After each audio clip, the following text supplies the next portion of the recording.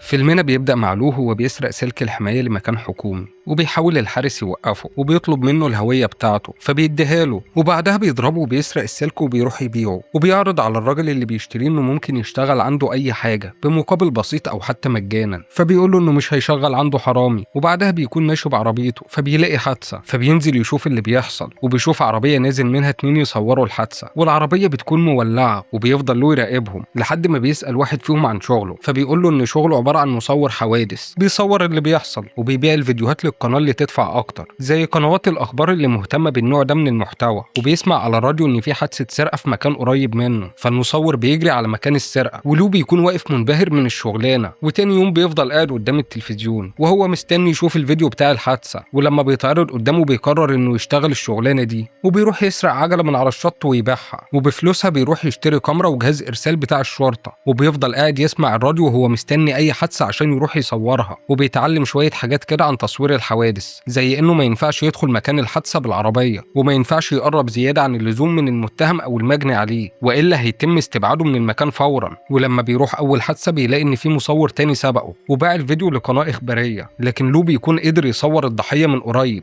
فبيروح للقناة وبيقابل المخرجة اللي بيكون اسمها نينا، وبيقول لها ان معاه فيديو اكيد هيعجبها. ولما بتشوف الفيديو بتقرر انه ينزل في الاخبار الصباحية، وبتشتري منه الفيديو ب $250، وبتقول له انه محتاج يستخدم كاميرا افضل عشان الجودة بتفرق. وتاني يوم بيتفرج على الفيديو اللي صوره وهو بيتذاع، وبيكون مبسوط ومش مصدق نفسه. بعدها بيقرر يطور من شغله، فبيتعلم اكواد الشرطة عشان يعرف ايه يستاهل يتصور، وبيجيب واحد اسمه ريك يشتغل المساعد بتاعه، وبيعرفوا ان المهم يكون عارف شوارع المدينة كويس. وبيفضلوا قاعدين لغاية ما بيسمع في اللاسلكي ان في حريقة، وهم في الطريق ريك بيتوه فبيوصلوا متأخر، فلو بيتضايق منه وبيروح على حادثة تانية في منطقة سكنية عبارة عن واحد ضرب نار على بيت جيرانه، ولو بيقدر يدخل البيت وبيصور آثار ضرب النار، وبيروح للمخرجة وبيعرض عليها الفيديو، لكن المساعد بتاعها بيعترض لان الفيديو اتصور من غير موافقة اصحاب البيت.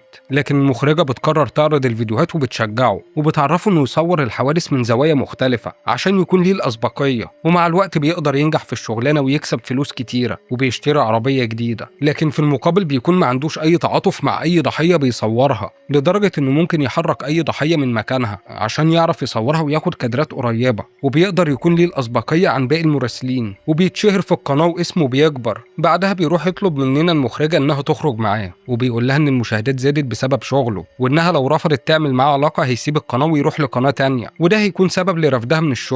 فبتوافق نينا على كلامه. بعدها بيكون رايح لمكان حصل فيه حادثة طيارة، لكن مش بيلحق يصور منها حاجة، وبيكون واحد اسمه جو هو اللي سبقه وقدر يصور كل حاجة، وجو ده يعتبر المنافس بتاعه. ولما نينا بتعرف بتتضايق منه، وبتعرفه انه لازم يساعدها زي ما وعدها، لان كده القناة هتفشل وهي هتترفد من شغلها. بعدها بيرجع بيته وهو متعصب جدا، وتاني يوم بيروح لجو المنافس بتاعه وبيبوظ العربية بتاعته. وفي نفس اليوم جو بيعمل حادثة بالعربية، ولو بيجري عشان يصوره، ولما بيخلص بيسمع ان في اعتداء في مكان قريب منه، فبيروح على هناك وبيشوف 2 بيضربوا نار قدامه، وبيقدر يصورهم وهما بيهربوا، وبيستنى لما يمشوا وبيدخل البيت، وبيصور جرائم القتل اللي فيه، وبيهرب بسرعة قبل ما الشرطة تيجي. وبعدها بيروح للمخرجة وبيوريها الفيديو، لكن بيكون مسح أشكال المجرمين والعربية بتاعتهم، وبيسومها إنه عايز كل فيديوهاته تكون موثقة باسم الشركة الجديدة بتاعته، وبيطلب مبلغ كبير في الفيديو ده لوحده. وبيقابل صاحب القناة وبيتفقوا معاه على كل حاجة، لكن تاني يوم بيلاقي الشرطة جاية له البيت، وبيسألوه شوية أسئلة عن المجرمين وأوصافهم وكده، لكن هو بيخبي عليهم وبيقول لهم إنه ما شافش حد منهم. ولما بيمشوا بيطلع رقم العربية من الفيديو وبيقدر يعرف مكانها، وبيروح يراقب المكان، وبيكون معاه ريك المساعد بتاعه، وبيكون في مكافأة $50,000 جايزة القبض على المجرمين. وبيتفق له مع ريك إنهم هيقسموا المبلغ ما بينهم. وبعد شوية بيشوفوا واحد خارج من البيت وبيركب العربية لحد ما بيشوفوا عدى على واحد تاني، وبيروحوا يقعدوا في مطعم، فبيروح له يتصل بالشرطة ويبلغ عنهم. وبعدها بيقول لريك ينزل يصور من زاوية مختلفة، وريك بيكون خايف لكن بينزل في الآخر، وعملية القبض عليهم بتتحول لضرب نار، وواحد من المجرمين بيموت والتاني بيقدر يهرب، لكن بيكون اتصاب بطلق ناري، والشرطة بتجري وراه ولو بيكون وراهم لغاية ما بيعملوا حادثة والعربيات بيتقلبوا. ولما بينزل ناحية العربية بيشوف المجرم لسه عايش، فبيقول لريك ينزل ويقرب من العربية بتاعته، وهو عارف ان المجرم معاه مسدس، وبيكون قاصد يضحي بالمساعد بتاعه عشان يصور كل حاجة. وريك بينزل وبيقرب من العربية والمجرم بيضربه بالنار، ولو بيكون بيصور كل حاجة. وبعدها المجرم بيحاول يهرب،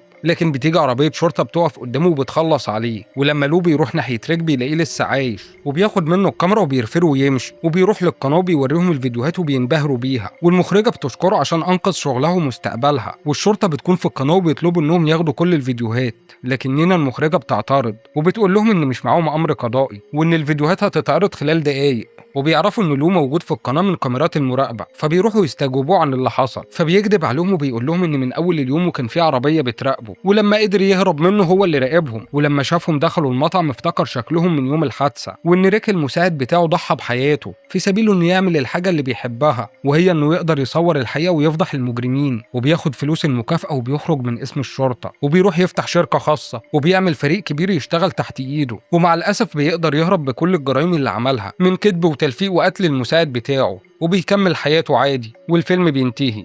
ما تنساش تعمل لايك وتشترك في القناة لو لسه مش مشترك، ولو مش عايز تعمل ما تعملش، انت حر. اشوفكم الملخص الجاي، سلام.